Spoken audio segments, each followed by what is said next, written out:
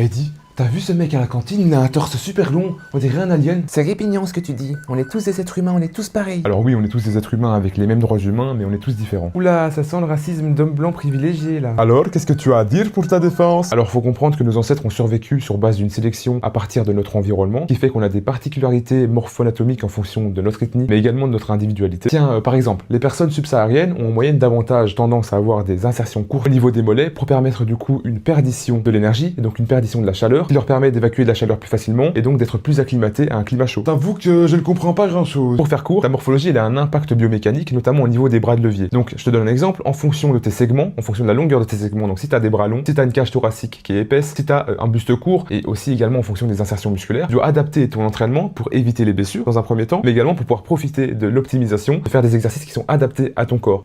Ok, je comprends mieux. Dit comme ça, j'imagine qu'on peut respecter encore plus les personnes en prenant en compte leurs individualités, mais sans faire d'amalgame pour autant.